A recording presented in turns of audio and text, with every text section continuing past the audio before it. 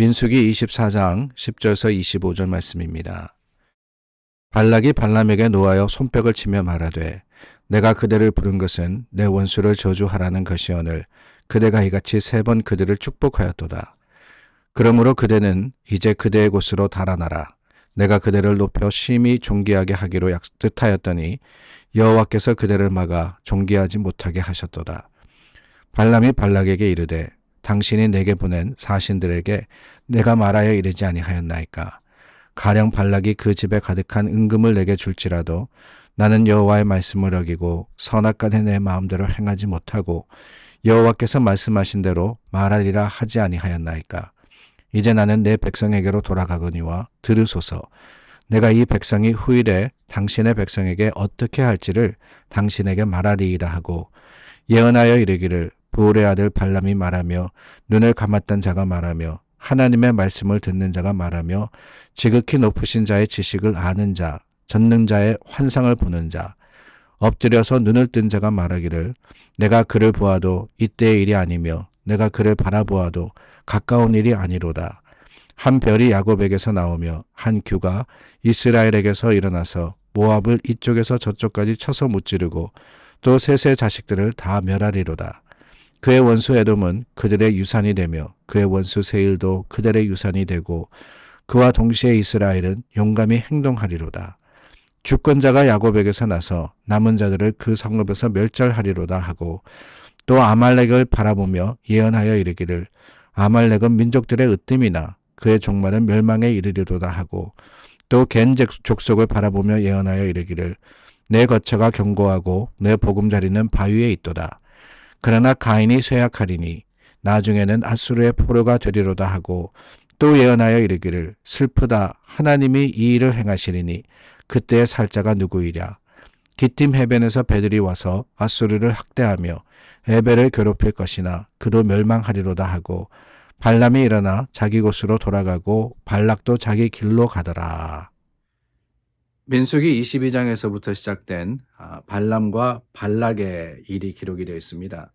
모압의 왕이었던 발락이 예언자였던 발람을 청하여서 이스라엘을 대해서 저주하라, 그러니까 나쁜 일로 예언해달라라고 부탁을 했습니다.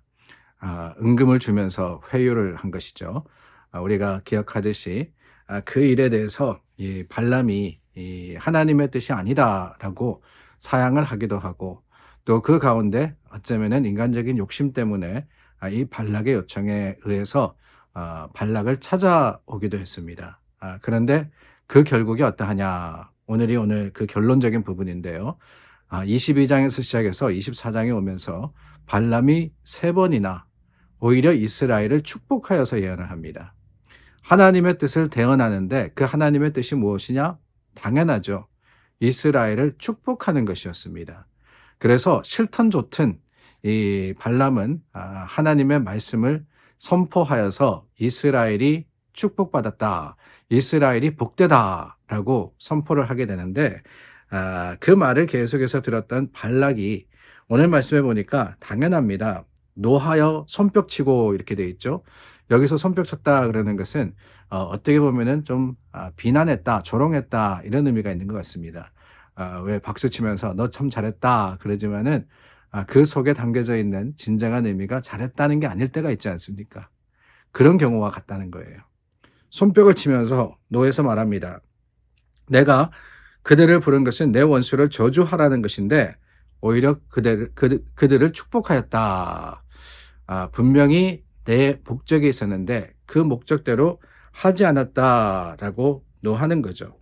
그래서 11절 말씀해 보니까 이제 가라. 가라 그랬는데도 그냥 가는 게 아닙니다. 11절 말씀은 달아나라 이렇게 표현을 하고 있습니다. 달아나라. 그러니까 여기 계속 있으면 너 위험해질 거다. 내가 너를 혼낼 거다. 가만두지 않을 거다. 그러니까 빨리 도망가라 라고 했다는 거예요.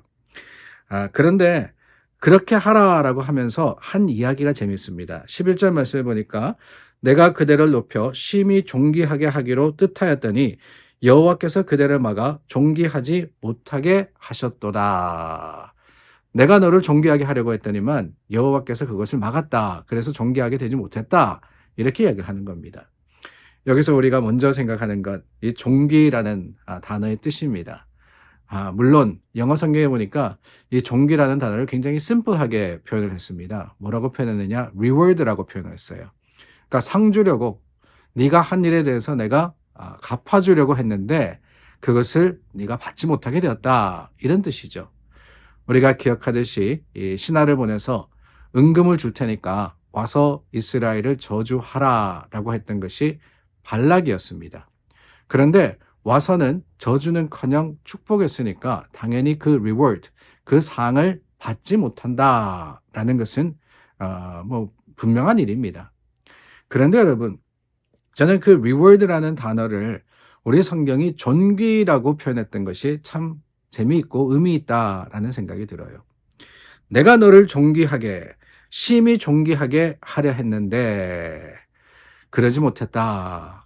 여러분, 존귀라는 게 뭡니까? 높여준다, 그리고 또 인정해준다, 이런 뜻이 아닙니까? 그런데 발락이 이야기하는 것은 뭐냐? 그 존귀의 능력이 누구에게 있느냐? 내게 있다라고 이야기하는 거예요. 내가 너에게 상 준다고, 내가 너에게 갚아준다고, 내가 너를 귀하게 한다고, 내 능력이 바로 그런 일을 할 수 있다고 하는 것이 바로 발락의 말이었습니다. 그런데 발락은 뭐라 그러느냐? 여호와께서 존귀하지 못하게 하셨다, 너를 막았다, 이렇게 얘기하잖아요.